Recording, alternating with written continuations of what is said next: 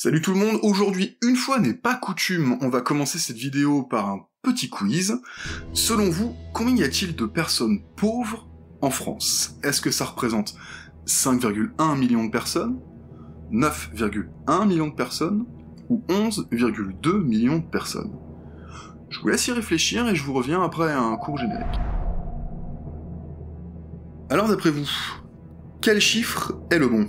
Eh ben, les trois. Les trois chiffres sont des mesures acceptables de la pauvreté en France en 2022, en tout cas d'après les derniers chiffres de l'INSEE, parus en cette fin d'année 2024. Vous me voyez venir en général, quand je vous présente des chiffres différents mais qui veulent parler du même phénomène, il y a souvent une question de méthodologie et de définition cachée derrière.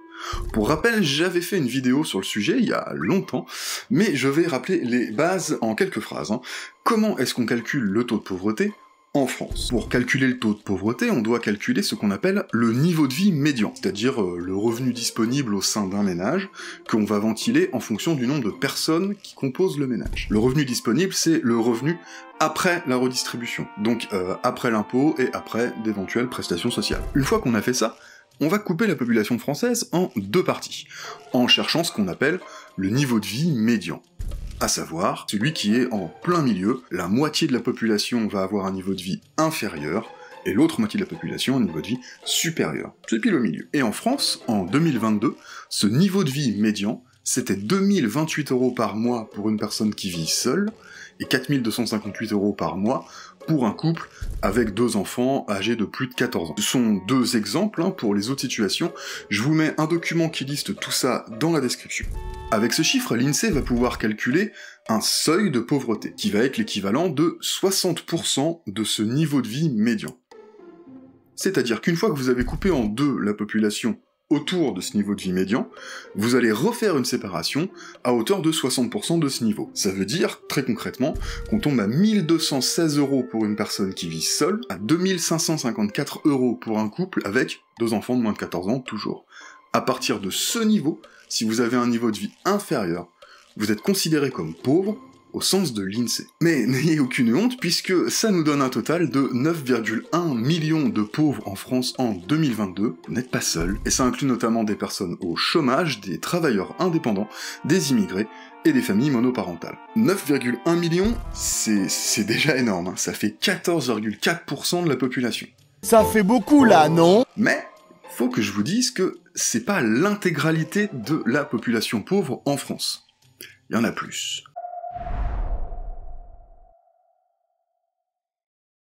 En effet, l'INSEE, dans ce taux de pauvreté qui est déjà grand, ne prend pas en compte les dom-toms, et ne prend pas en compte les personnes qui ne vivent pas dans ce qu'on appelle un logement ordinaire. En gros, sont exclues de ce compte les personnes qui n'ont pas de domicile, les SDF, ni les personnes qui vivent dans des lieux collectifs, comme les EHPAD, les CTU, les prisons, les communautés religieuses, ou les aires pour les gens du voyage.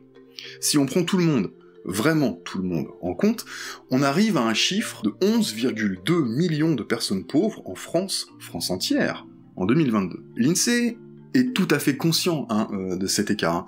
Il va même nous donner des résultats détaillés pour ces cas particuliers, entre guillemets, qui viennent ajouter au taux de pauvreté. Par exemple, 200 000 personnes sont pauvres rien qu'à Mayotte, on compterait environ 200 000 personnes sans domicile dans le chiffre de l'INSEE, et 280 000 personnes pauvres dans les solutions de logement collectif comme EHPAD, prison, CTU, etc.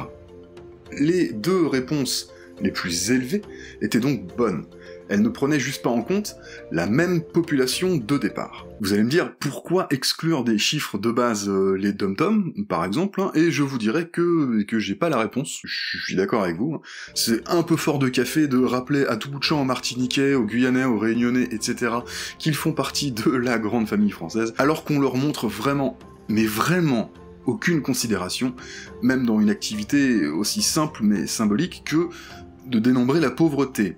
Tu te sens bien intégré à la communauté nationale, là, ouais, c'est sûr. Cependant, vous avez peut-être pu lire ou voir dans les médias un autre chiffre, un chiffre plus bas, celui de 5,1 millions. Et ça mérite qu'on s'y arrête quelques instants, parce que vous allez voir que c'est pas du tout une question de minimiser la pauvreté, de cacher une partie de la réalité, mais ça recouvre une question bien plus fondamentale que ça, c'est quoi concrètement vraiment être pauvre en France aujourd'hui? C'est quoi le traitement de la pauvreté en France aujourd'hui? Et pourquoi le seuil de pauvreté, ça doit être discuté? Je vous présente, si vous ne le connaissiez pas, déjà l'Observatoire des inégalités. C'est une mine d'informations, c'est absolument inépuisable sur tous les sujets qui tournent autour des inégalités, des niveaux de vie, de la pauvreté, des discriminations. En plus d'être une association à laquelle vous pouvez aller faire un don, si le cœur vous en dit, je vous mets des liens en description pour aller voir ce qu'ils font, c'est du très très sérieux. Ce chiffre de 5,1 millions de pauvres en France en 2022, il vient justement de l'Observatoire des inégalités, qui se base d'ailleurs sur les mêmes chiffres que l'INSEE, j'insiste, mais qui ne prend pas en compte le même seuil de pauvreté que lui. Je m'explique. Enfin, je vous relate l'explication de l'Observatoire.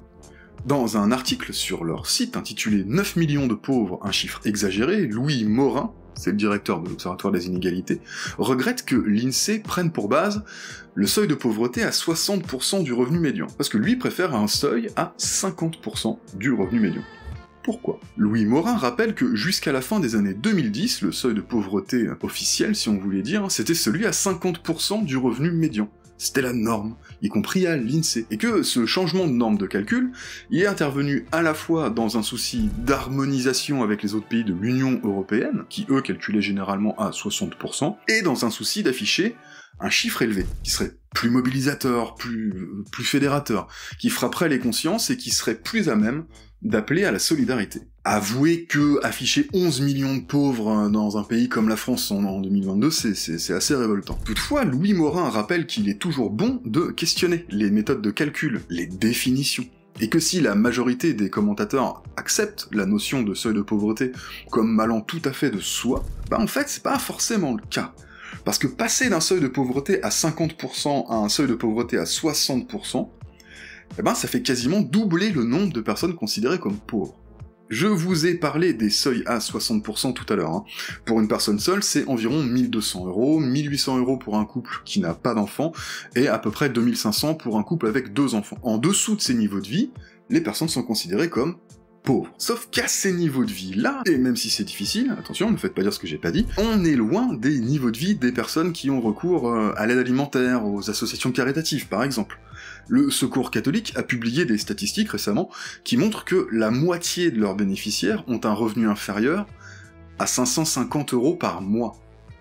Ça fait un sacré gap, là. Il y a quelques années, on aurait parlé de quart-monde, mais cette notion est un peu tombée en désuétude aujourd'hui. Ce que note Louis Morin, c'est qu'à force d'élargir la notion de pauvreté, il y a un risque de lui faire changer de sens. Et ça aurait, selon lui, au moins 2 effets pervers. Permettre l'émergence de discours qui vont venir relativiser l'importance du phénomène de la pauvreté, et attiser d'autres discours. Disons, des discours critiques du fameux modèle social français.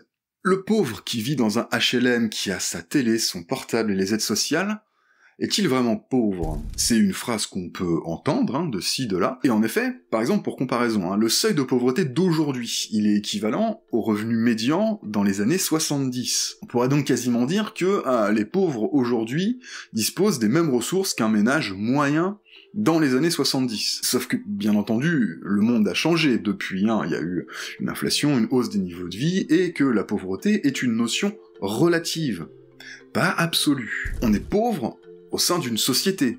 On est pauvre comparativement aux autres qui vivent autour de nous, qui disposent pas des mêmes ressources, des mêmes conditions de vie, et des mêmes opportunités. Et on peut rapidement glisser vers d'autres discours, du type « on dépense un pognon de dingue », ça vous rappelle un truc?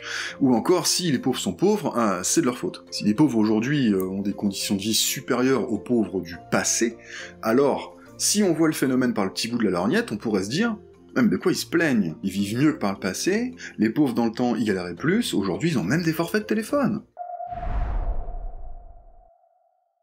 Il n'existe pas de seuil de pauvreté naturel qui serait plus juste qu'un autre, tout ça c'est un débat, et afficher un seuil de pauvreté plutôt qu'un autre, qui donnerait à voir des chiffres finaux différents, ça reflète des façons différentes de comprendre le phénomène de la pauvreté, et enfin des façons différentes de percevoir la société. Ainsi, si l'Observatoire des inégalités communique plutôt sur le seuil de pauvreté à 50%, mettant en avant le chiffre de 5,1 millions de pauvres, il publie dans ses travaux les autres seuils, celui à 60%, le plus communément diffusé, l'officiel en quelque sorte, ou encore celui à 40%, qu'on peut qualifier de seuil de grande pauvreté, et qu'on voit beaucoup plus rarement. En conclusion, Louis Morin nous invite à être vigilants sur les chiffres qu'on nous donne à voir au quotidien, dans les médias, dans les journaux, à la télé, et d'autant plus si ceux-ci nous interpellent, nous émeuvent ou nous révoltent.